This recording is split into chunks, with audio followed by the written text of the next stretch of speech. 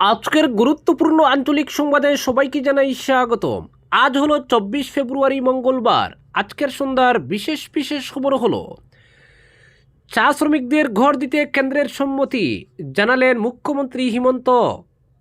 ফের ভিসা প্রদান শুরু আগরতলার বাংলাদেশ সহকারী হাই কমিশন অফিসে। 15 ফেব্রুয়ারি থেকে নিখোঁজ কানিসাইলের হরে কৃষ্ণ পাল।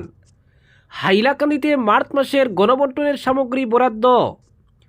শ্রমিকদের কংগ্রেসের প্রলোভনে পা না দেওয়ার পরামর্শ মিহিরকান্তির। টিকল, পাতিচূড়া ও কুম্বা চা বাগানে জগন্নাথ স্কিল সেন্টারের উদ্বোধন করলেন বিধায়ক। রেডিওলজি দুর্নীতি, শিলচর মেডিকেলের 2 কর্মীকে তলব সিএম ভিজিলেন্সের। মুসলিম ব্যবসায়ীর পাশে দাঁড়ানো জিম প্রশিক্ষককে বর্ষা রাহুল গান্ধীর। জুবিন মামলায় ফাস্ট ট্র্যাক কোর্ট, 26 ফেব্রুয়ারি সিদ্ধান্ত নেবে ক্যাবিনেট। জটিল রোগে আক্রান্ত 138 জনকে মুখ্যমন্ত্রী ত্রাণ তহবিলের চেক বিতরণ বিধায়ক বিজয় মালাকারের। হামলা চালাবে আমেরিকা, নাগরিকদের ইরান ছাড়ার নির্দেশ ভারতের। এবার কংগ্রেস একটি আসনও পাবে না বললেন বদরুদ্দিন আজমল। এবং সর্বশেষ খবরটি হল হাইলাকান্দিতে বন্যা মোকাবিলায় প্রশাসনের প্রস্তুতি সভা অনুষ্ঠিত। এবারে শুনুন বিস্তারিত খবর। ভোটের মুখে চা শ্রমিকদের জন্য আরও সুখবর শোনালেন মুখ্যমন্ত্রী হিমন্ত বিশ্ব শর্মা। গুয়াহাটিতে দাঁড়িয়ে মুখ্যমন্ত্রী বলেন, চা শ্রমিকদের জমির পাট্টা দেওয়ার পাশাপাশি গড়ও দেওয়া হবে। কেন্দ্রীয় গ্রাম উন্নয়ন মন্ত্রী শিবরাজ সিং চৌহান এদিন চা শ্রমিকদের ঘর দেওয়ার ব্যাপারে কার্যত সম্মতি জানিয়েছেন। সাংবাদিকদের মুখ্যমন্ত্রী বলেন, আগামী 13 মার্চ থেকে চা শ্রমিকদের হাতে জমির পাট্টা তুলে দেওয়ার প্রক্রিয়া শুরু করা হবে। জমির পাট্টা ছাড়াও চা শ্রমিকদের ঘর দেওয়ারও সিদ্ধান্ত নিয়েছে সরকার, কারণ পাট্টা দেওয়ার পর ঘর দেওয়া না হলে জমির মূল্য থাকবে না। তাই প্রধানমন্ত্রীর আবাস যোজনার অধীনে চা শ্রমিকদের ঘর দেওয়ার জন্য কেন্দ্রীয় গ্রাম উন্নয়ন মন্ত্রীর কাছে অনুরোধ জানানো হয়েছে। এবং জমি নিজের নামে হওয়ার পর চা শ্রমিকদের প্রধানমন্ত্রীর আবাস যোজনার অধীনে ঘর দেওয়ার ব্যাপারে সম্মতি জানিয়েছেন মন্ত্রী চৌহান। শুধু তাই নয়, কত চা শ্রমিককে গড় দিতে হবে তা নিয়ে প্রয়োজনে সার্ভে করার কথাও জানিয়েছেন কেন্দ্রীয় গ্রাম উন্নয়ন মন্ত্রী। মুখ্যমন্ত্রী বলেন, চা শ্রমিকদের ঘর দেওয়ার ব্যাপারে কেন্দ্রীয় মন্ত্রী সম্মতি জানানোয় ঐতিহাসিক সফলতা পেয়েছে রাজ্য সরকার। পরবর্তী খবরটি হল, দীর্ঘদিন বন্ধ থাকার পর অবশেষে সোমবার থেকে আগরতলায় অবস্থিত বাংলাদেশ সহকারী হাই কমিশন অফিস থেকে ফের সব ধরনের ভিসা প্রদান কার্যক্রম শুরু হয়েছে। এই ঘোষণায় স্বস্তির নিঃশ্বাস ফেলেছেন ভারত ও বাংলাদেশের অসংখ্য সাধারণ মানুষ। উল্লেখ্য, 2025 সালের 23 ডিসেম্বর নিরাপত্তাজনিত কারণ দেখিয়ে অনির্দিষ্টকালের জন্য সব ধরনের ভিসা ও কনসুলার পরিষেবা বন্ধ করে দেওয়া হয়েছিল। এর ফলে দুই দেশের মধ্যে যাতায়াত কার্যত অনিশ্চয়তার মুখে পড়ে। বিশেষ করে যেসব পরিবারের আত্মীয় স্বজন দুই দেশে বসবাস করেন তারা চরম সমস্যায় পড়েছিলেন। পারিবারিক অনুষ্ঠান সহ বিভিন্ন কারণে যাতায়াত করতে না পেরে ভোগান্তির শিকার হন অনেকে। আগরতলা সহ রাজ্যের বিভিন্ন প্রান্ত থেকে বহু মানুষ বাংলাদেশে যাওয়ার জন্য এই হাই কমিশনের উপর নির্ভরশীল। ভিসা পরিষেবা বন্ধ থাকায় আবেদনকারীদের মধ্যে উৎকণ্ঠা বাড়ছিল। অনেকের পরিকল্পিত সফর বাতিল করতে হয়েছিল। ফের সব ধরনের ভিসা প্রদান শুরু হওয়ায় আবেদনকারীদের মধ্যে স্বস্তি ফিরে এসেছে। হাই কমিশন চত্বরে সকাল থেকেই আবেদনকারীদের ভিড় লক্ষ্য করা যায়। প্রয়োজনীয় নথিপত্র যাচাই করে স্বাভাবিক নিয়মেই ভিসা প্রক্রিয়া শুরু হয়েছে বলে জানা গেছে। পরবর্তী খবরটি হল, শ্রীভূমি জেলার কানিশৈলের 41 বছর বয়সের হরে কৃষ্ণ পাল গত 15 ফেব্রুয়ারি থেকে নিখোঁজ। এই ঘটনায় উদ্বিগ্ন তার বড় ভাই নির্মল পাল শ্রীভূমি সদর থানায় নিখোঁজ সংক্রান্ত এক এজাহার দায়ের করেছেন। তিনি এজাহারে উল্লেখ করেছেন যে হরে কৃষ্ণ পাল কর্মসূত্রে শ্রীভূমি শহরের বনমালী রোডের মানিক শুক্লবৈদ্যের বাড়িতে ভাড়াটে হিসেবে থাকতেন। তিনি কর্মসূত্রে রেড ক্রস রোডে ভাড়াটে হিসেবে থাকতেন। হরে কৃষ্ণ পাল প্রতিদিন সকালে ও বিকেলে তার ভাড়া বাড়িতে গিয়ে খাবার খেতেন, কিন্তু 15 ফেব্রুয়ারি হরে কৃষ্ণ পাল তার বাড়িতে সকালের খাবার খেতে যাননি। তাই বড় ভাই নির্মল পাল হরে কৃষ্ণ পালের বাড়া ঘুরে খোঁজ নিতে এলে ঘরের দরজা বন্ধ পান। এরপর বিভিন্ন স্তরে সন্ধান চালিয়ে ছোট ভাইয়ের হদিশ পাননি, তাই তিনি পুলিশের দ্বারস্থ হয়েছেন। নির্মল পাল জানান, তার ভাই মানসিক রোগী, বর্তমানে তার চিকিৎসা চলছে। শিব চতুর্দশীর দিন থেকে হরে কৃষ্ণ পাল নিখোঁজ হওয়ায় তার সন্দেহ হয়তো ছোটো ভাই হরেকৃষ্ণ ভুবন তীর্থে গিয়েছিল এবং সেখান থেকে আর বাড়ি ফিরতে পারেনি। যদি কেউ হরেকৃষ্ণ পালের সন্ধান পেয়ে থাকেন তবে শ্রীভূমি সদর থানায় খবর দেওয়ার জন্য তিনি সবার প্রতি অনুরোধ জানিয়েছেন। পরবর্তী খবরটি হলো, হাইলাকান্দি জেলায় মার্চ মাসে রেশন দোকানের মাধ্যমে রেহাই মূল্যের সামগ্রী বিতরণের জন্য বরাদ্দ করা হয়েছে। হাইলাকান্দির জেলা শাসক এক বিজ্ঞপ্তিতে জানিয়েছেন যে 1 কেজি করে মসুর ডাল, চিনি এবং লবণ 100 টাকায় বিতরণ করা হবে। মার্চ মাসে 1 থেকে 10 তারিখের মধ্যে অন্ন সেবার নির্ধারিত দিনগুলিতে ই-পস মেশিনের মাধ্যমে রেহাই মূল্যের সামগ্রী বন্টন করা হবে। জেলা শাসক পৃথক এক বিজ্ঞপ্তিতে জানিয়েছেন, অন্তদয়া অন্ন সুরক্ষার কার্ডধারীদের জন্য মার্চ মাসে 35 কেজি করে এবং প্রায়োরিটি হাউসহোল্ড কার্ডের মাথাপিছু 5 কেজি করে চাল বরাদ্দ করেছেন। অন্ন সেবার দিনগুলিতে এই চাল বিনামূল্যে বন্টন করা হবে। পরবর্তী খবরটি হল, শিলচর মেডিকেল কলেজ ও হাসপাতালের রেডিওলজি দুর্নীতিকাণ্ডে ফের তৎপর হল মুখ্যমন্ত্রীর ভিজিলেন্স সেল। রেডিওলজি বিভাগের দুর্নীতির তদন্তে সিএম ভিজিলেন্স থেকে গুয়াহাটিতে ডেকে পাঠানো হয়েছে। ক্যাশ কাউন্টারের 2 কর্মী রূপক কর্মকার ও আনন্দ দাসকে অভিযোগ হলো এমআরআই ও সিটি স্ক্যান করানোর নামে রেডিওলজি বিভাগে মেডিকেলের অন্দরে গড়ে ওঠা একটি সিন্ডিকেট বছরের পর বছর ধরে লক্ষ লক্ষ টাকা আত্মসাৎ করেছিল। বিশেষ সূত্রে জানা গেছে, অভিযুক্ত রূপক কর্মকার ও আনন্দ দাস সোমবারই রওনা হয়েছেন গুয়াহাটির উদ্দেশ্যে। 2 কর্মীকে মুখ্যমন্ত্রীর ভিজিলেন্স থেকে ডেকে পাঠানোয় শিলচর মেডিকেল কলেজ ও হাসপাতালের স্থায়ী ও অস্থায়ী কর্মীদের মধ্যে আতঙ্ক দেখা দিয়েছে। ভিজিলেন্স থেকে আধিকারিকরা এর আগে বেশ কয়েকবার শিলচর মেডিকেল কলেজ হাসপাতালে এসে রেডিওলজি দুর্নীতির তদন্ত চালিয়েছেন। তবে সিএম ভিজিলেন্স তদন্তে আসার আগেই মেডিকেল কর্তৃপক্ষ রেডিওলজি বিভাগের কয়েকজন টিকাভিত্তিক কর্মীকে ছাঁটাই করেছিলেন। পরবর্তী খবরটি হল, মুসলিম ব্যবসায়ীর পাশে দাঁড়ানো জিম প্রশিক্ষককে বর্ষা রাহুল গান্ধীর। কোটদ্বারের জিম প্রশিক্ষক দীপক কুমারের সঙ্গে দেখা করে তাকে অভয় দিলেন লোকসভার বিরোধী দলনেতা রাহুল গান্ধী। গত মাসে উত্তরাখণ্ডের কোটদ্বারে এক দোকানদারকে রক্ষা করতে গিয়ে আলোচনায় উঠে এসেছিলেন দীপক। সেই ঘটনার পর থেকেই তার জীবিকা চরম ধাক্কা খেয়েছে বলে দাবি। রাহুল গান্ধীর সঙ্গে সাক্ষাতের পর দীপক জানান, রাহুল গান্ধী নিজে তাকে ডেকে পাঠান এবং তার পরিবারের সঙ্গেও কথা বলেন। ও ভয় পেও না, তুমি কোনো ভুল করনি, এই আশ্বাসে দিয়েছেন বিরোধী দলনেতা। পাশাপাশি কোটদ্বারে গিয়ে তার জিমে সদস্যপদ নেওয়ার ইচ্ছাও প্রকাশ করেছেন বলে দাবি দীপকের। ঐক্যের বার্তা দিয়ে রাহুল গান্ধী বলেন, প্রত্যেক মানুষ সমান, এটাই ভারতীয়তা, এটাই ভালোবাসার দোকান। তার কথায়, সাহস ও সম্প্রীতির এই আগুন দেশের প্রতিটি তরুণের মনে জ্বলতে হবে।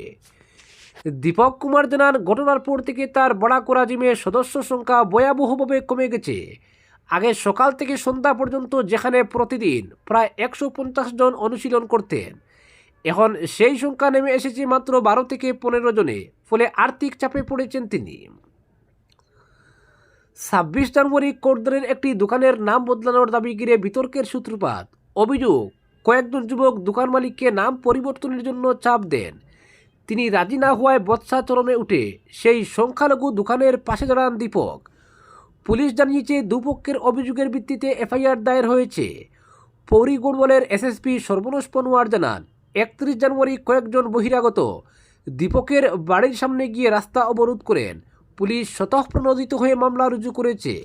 শান্তি ও সাম্প্রদায়িক সম্প্রীতি নষ্টের চেষ্টা হলে কঠোর ব্যবস্থা নেওয়া হবে বলেও সতর্ক করেছেন তিনি।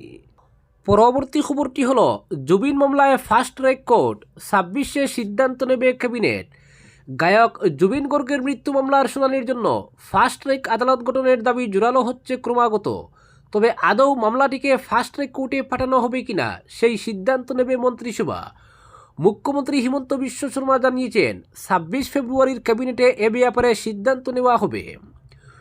মুখ্যমন্ত্রীর বক্তব্য, বর্তমানে যে বিচারক মামলাটি শুনছেন তিনি অভিযুক্তদের সমস্ত জামিনের আবেদন খারিজ করেছেন।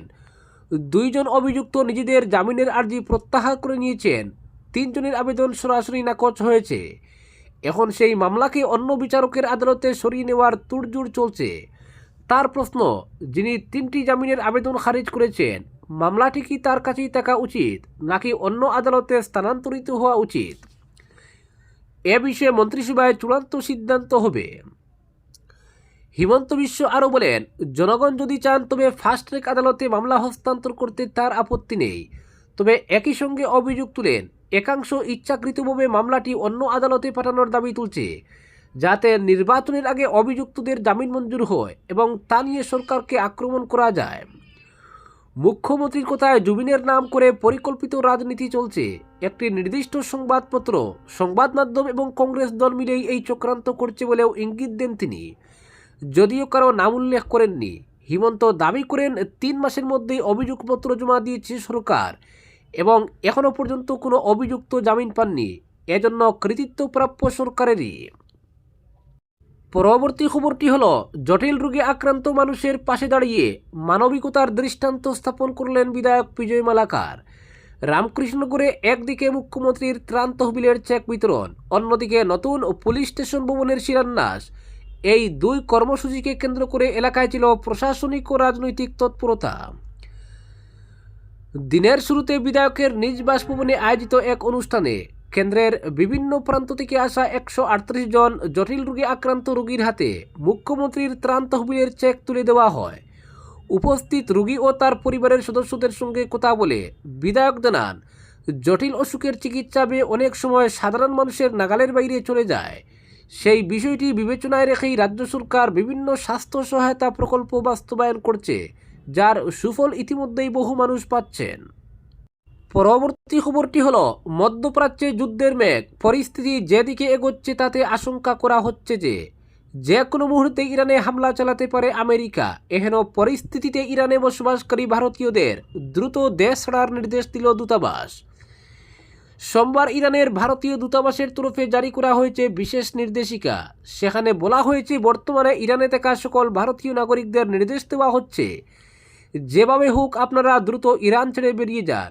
নিজেদের পাসপোর্ট, পরিচয়পত্র এবং অভিবাসন সংক্রান্ত যাবতীয় নথিপত্র নিজেদের হাতের কাছে তৈরি রাখুন। ইরানে যে সমস্ত জায়গায় বিক্ষোভ হচ্ছে সেই স্থানগুলি এড়িয়ে চলুন।